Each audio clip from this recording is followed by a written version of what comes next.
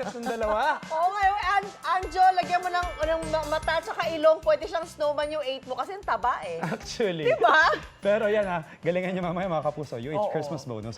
Eto na nga, ang galante talaga ni Chef Naman. Roslyn. Eto, meron tayong whole chicken galante. Yes! Ang lakas natin kasi kay Chef. Ang lakas ni maka-special ng handa na to, Kaloy. Buong manok ito. Kaya tapos pag hiniwa mo, nako. Which is this? Ito may na. surprise ito sa loob ha, meron. Pakita mo yung loob actually, yan. Kaya Make me hinati na namin no, sweat. para makita nyo, oh. Ayan, nako. Sobrang galante ng laman. Tingnan nyo ha. Paano kaya ginagawa to? Yun ang iniisip ko That is ngayon a good question. well, order na lang tayo, Miss Lane. Hassle-free na, for sure masarap pa. Chef JR pa, order naman ng chicken galantina kasi mukhang magkukulang to sa barkada ngayong umaga. Oo nga, mukhang kakainin na namin to. Wait, let me get the chicken. Are you gonna try? I'm sure, Not Kaloy. today. Okay. I'm sure, kukulangan yan. A blessed morning sa inyo dyan, Ma'am Lynn at Kaloy. At sa inyong lahat dyan sa studio, kung mabibitin man yan, lalong-lalo na kay Growing Boy, sagot ko na yan ha, kung bahala dyan. And yes, napakagalante at itutodo na natin ang pagkabongga ng ating Christmas spread dahil ang food adventure natin this morning yung ating napakahirap nga na gawin na chicken galantina. Kaya minsan lang natin itong makain. Kaya, ang pinakamagandang alternative namin para sa inyo, umorder na lang kayo. Pero, syempre, ituturo pa rin namin sa inyo kung paano nga ba ginagawa ito. Kaya makakasama natin yung second generation ng recipe na to, Cybersupnet. Si Kamikat represent Norte. Nya ngay, Kamsat. Kamusta ngay?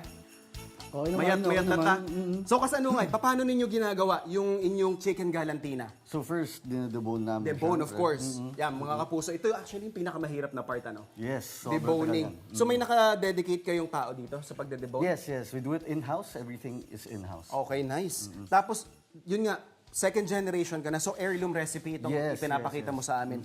So, basically, ano yung mga component nitong ating stuffing? So we have cheese. Okay, And syempre. then we have May nakikita ako ditong ham. onions, garlic. And then Okay. we have all chicken hot dogs. So lahat siya, all chicken siya. Wala tong okay. pork or anything. Okay, so chicken hot dog, tapos and a lot of good things na nandito sa loob. Tapos, although this is an heirloom recipe, pag gagawin nila sa bahay, bahala na rin sila doon sa stuffing. yes, ano? yes. Pag sinabi ba natin galantina, ano yung pinaka-essence? Ano yung dapat meron tayo dito sa loob? So yung galantina kasi, it comes from the root word galantin. Galantin, okay. So that means gelatin in French. And then we want to steam it so to achieve that gelatin. Okay. So ito yung kaibahan ng galantina ng inyong family Yes, recipe. yes. Okay. So bali, isi-steam lang natin yun, pero bakit golden brown yung kulay? So we actually have two processes. So isi-steam namin and then we bake it. Okay. So, yun I think yung pinaka-unique Yes. na two cooking process yung nangyayari sa atin. So, ito, ini-stuff na natin, Cyber, and then, yung egg natin dyan na ilalagay. So, yung steaming na sinasabi natin, ano? Tapos, i-oven natin. Gaano katagal ito sa steam? It takes about 55 minutes, mga Okay. 55 minutes. 55 minutes. Tapos, paano naman sila o-order ngayon? Kasi nga, sabi natin sa kanila, dahil mahirap gawin, o-orderin na lang natin. So, ito mga kapuso, after 50 minutes, meron tayo ditong, sa steamer po ito mga kapuso ha. So, we have here an industrial type ng steamer.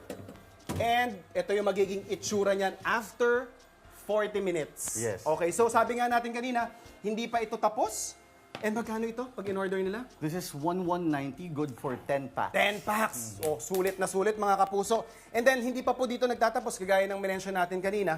Ano yan, i-coat pa natin ng anything? Yes, we will coat it with butter to give that shine para course. meron siyang Shiny and talaga naman appetizing na itsura. Ito mga kapuso ang kalalabasan yan. So, after natin mag-brush ng butter, papasok natin ng oven. Ano yan?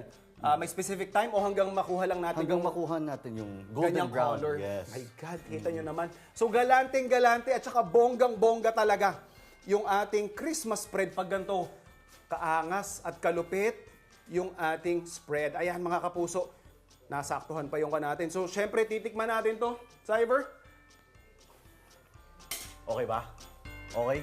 Winner na winner mga kapuso. Diyos ko Lord, parang yung 8 to 10 parang akin na lang to. Ay. Sobrang solid. Ang sarap mga kapuso. Fiesta at saka talaga namang nostalgic yung lasa niya.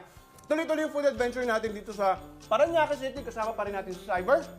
Babalik po kami dito sa inyong pambansang morning show kung saan laging una ka. Unang hirit!